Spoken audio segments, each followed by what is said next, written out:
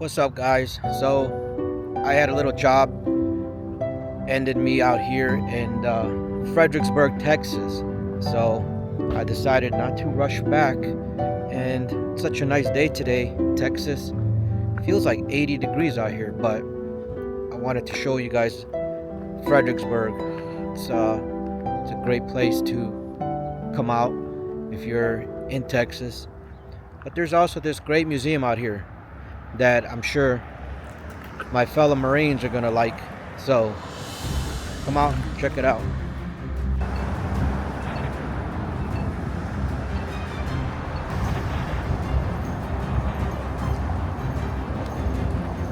Here it is, guys. Admiral Nimitz.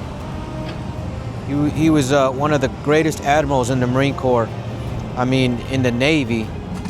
He advocated so much for the Marines, but check this out. This is the Admiral Nimitz Museum here in Fredericksburg.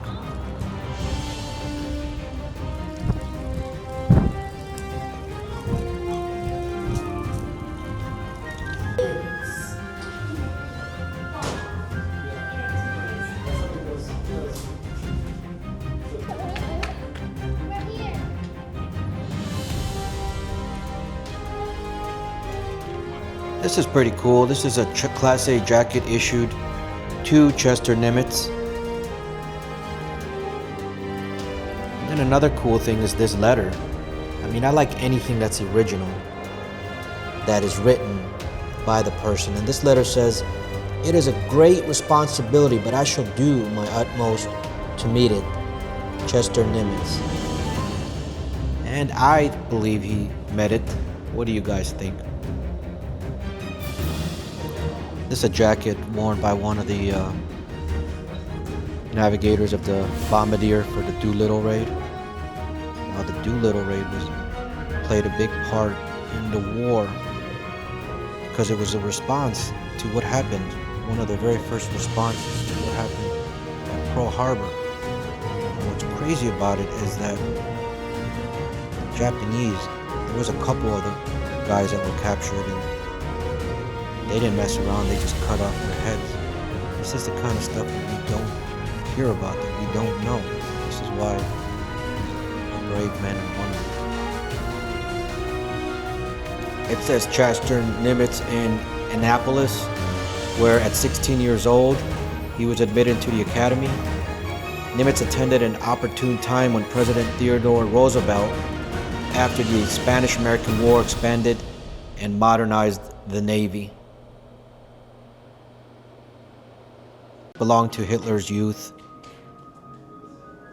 children who followed him. Sailor. HG said it would be an easy assault. Now it takes. You know, guys, I skipped a lot when it comes to this getting here to Iwo Jima, because there's a lot of fighting with the island hopping campaign. But I just have a special, connection with Iwo Jima, being that I, as a Marine, had the privilege to walk on that island with my fellow Marines. And it's just amazing what happened on Iwo Jima. This was a good luck flag given to Japanese soldiers. This one was captured on Iwo Jima, which is pretty neat. It was signed by friends and family, and it kind of hits home for me since I was on Iwo Jima when I was in the Marines. Today, as we have all these social media warriors, all these tough guys who are purple-haired little freaks, like to go against law enforcement and just cause chaos, I'm here at the Japanese Garden in Fredericksburg, Texas, where tribute is paid to all these World War II veterans here along the wall. Thousands who gave their life so that freaks like you can just go and continue to act tough and assault others with the freedom that was given and shed by these true men and women in the military of World War II. If you're so tough, put on a uniform, do something with your life instead of still living in your mom's basement and hiding behind a keyboard and assaulting good men and women of law enforcement. These gardens continue this tour. I always see this kind of stuff, and I dedicate this to these guys. 3rd Marine Division. I mean, this is some of the worst fighting. Guam, Iwo Jima. It says, you know, you gotta respect these guys. They need medical care and food, including milk for the babies. They can't live on sea rations. Yeah, I'm the one they call the pipe site. You know, I talked to a whole lot of Japanese soldiers that just records it. We keep them in a separate compound. I was scared, but I stick to my motto. Stay one step ahead. Plus, I got the keys with my lucky ones. Some kid brought them in. We had a good talk. Believe it or not, I speak fluent Japanese. The 105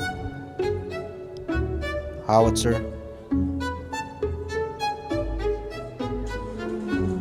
This Fat Man bomb casing is similar to the one that was used on Hiroshima and Nagasaki.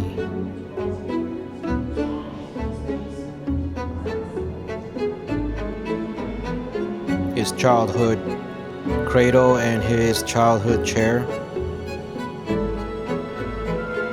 This rifle belonged to a Japanese soldier on Iwo Jima, and it was acquired by a Marine. They were trying to make a last effort charge, and as you can see, this Japanese guy was hit by a flamethrower because the buttstock is charred. This is cool. A 5-star flag flown by Chester Nimitz, his headquarters in Guam. This whole wall and garden has names of men and women from World War II who gave their lives. There's thousands. Respect to all these people, to all these warriors that nobody talks about as much anymore because we're focused on little weirdos and little men and girls who are out there assaulting and causing chaos in our country. But it was because of these men and women who fought valiantly in World War II. Something none of these guys could do today. We'd be in a lot of trouble.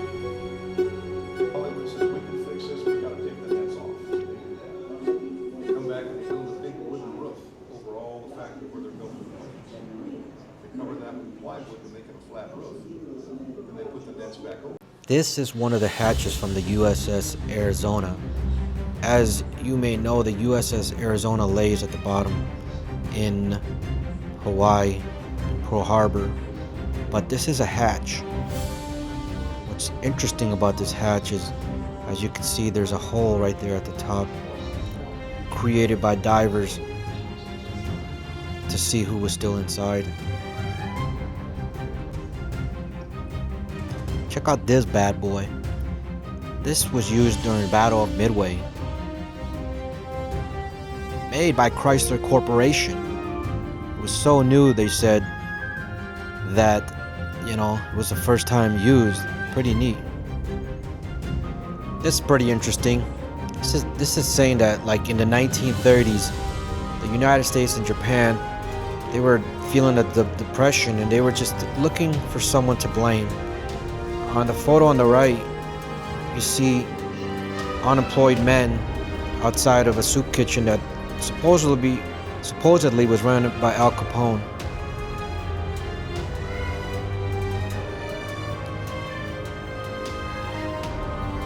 So if you're familiar with Hawaii, on Oahu, there's this beach bellows.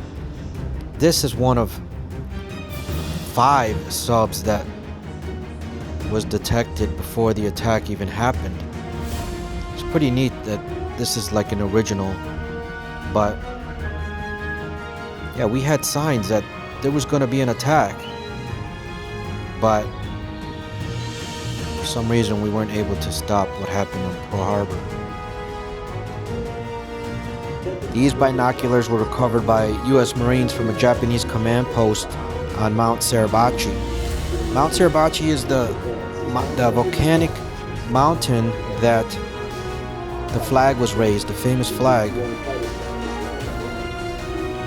Well, as you can see, it's a little costly, but it's very interesting if you're a Marine or even in the Navy or anyone that appreciated World War II history.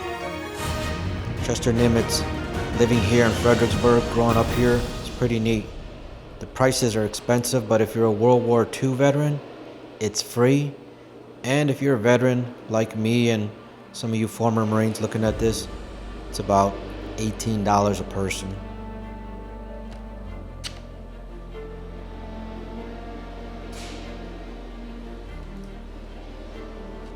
Guys, there you have it. I mean, you could be here all day in this museum. There's so much to see and so much respect to give to these men and women.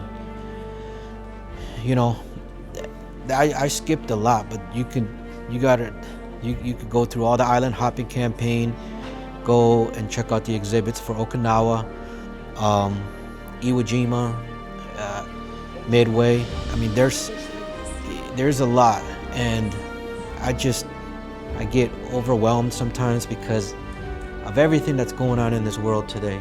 Everything. We got little babies out there in the world who are crying because they got shot in the eye, they lost their eye out there protesting, things that men and women are doing. And these men and women are former military veterans just defending our country. And so I think today, a place like this, you should come out and check out, because I mean, these men and women lost their lives. They lost their lives fighting Japan, you know, who also shows a lot of heart in the way they fought. You know, they fought for their nation, defending it, and they gave their lives. They had families and everybody. So read about Emperor Kuribayashi, who defended Iwo Jima, and their honor in shooting themselves and killing themselves before getting caught. And today we have people out here who don't even love this country, who don't even like this country. And if they would spend time at places like this, they would appreciate it. They would appreciate the men and women who lost their lives defending a nation that is a beautiful nation to be in. And we have to give respect to them. So guys, check it out. This museum out here in Fredericksburg, Chester Nimitz and everything that he did.